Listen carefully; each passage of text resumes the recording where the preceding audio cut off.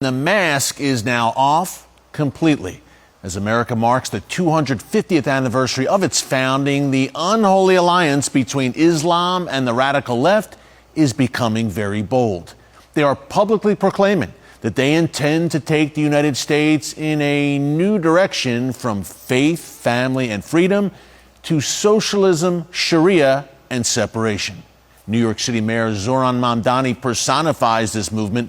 His brand of Islamo-Communism now reigns over our nation's financial capital and largest city. And 25 years after 9/11, he's quoting Mohammed and the Koran in Arabic to defend open borders. Watch. And I consider my own faith, Islam, a religion built upon a narrative of migration. The story of the Hijrah reminds us that Prophet Mohammed ﷺ was a stranger too, who fled Mecca and was welcomed in Medina.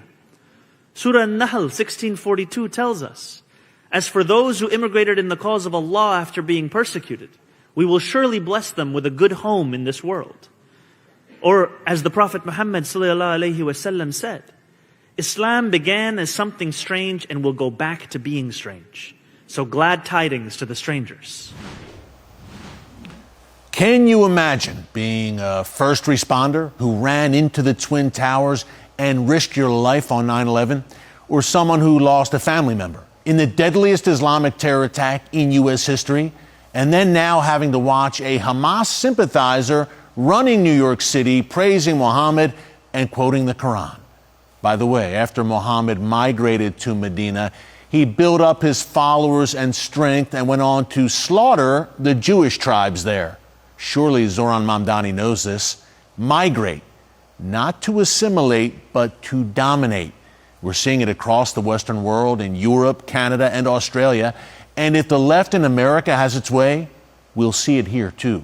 Here's Jean Wu, a Democrat member of the Texas State House who was born in China, calling on non-whites in America to rise up and overthrow their white oppressors.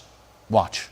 I always tell people the day the Latino, African American, Asian, and other communities realize that they share the same oppressor is the day we start winning. Because we are the majority in this country now. We have the ability to take over this country and to do what is needed for everyone and to make things fair. But the problem is our communities are divided. They're completely divided. Folks, again, that's an elected representative in the Texas State House basically calling for a race war because it's all about divide and conquer. It's a strategy both Islam and the left share. Both sides of that alliance want to replace Judeo-Christian Western civilization, which they despise.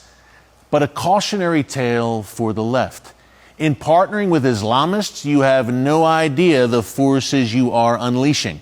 During the Iranian Revolution, the Marxists, communists, and socialists all backed the Ayatollah Khomeini.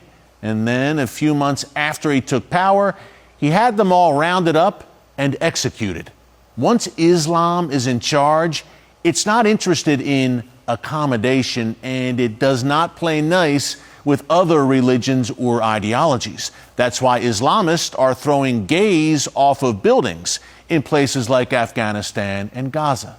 Here's the good news for you and for me. God is still on the throne. America really is the last line of defense for Western civilization, and while the left wants to undermine that at every turn, under President Trump, America still stands as a shining city on a hill, now more than ever. As we celebrate 250 years as a nation, there are great patriots fighting every day to preserve our way of life. Be sure to watch the full episode of Stackleback Tonight anytime on TBN Plus, and don't miss new episodes airing every weeknight at 7:30 p.m. Eastern Time and 10:30 p.m. Eastern on TBN.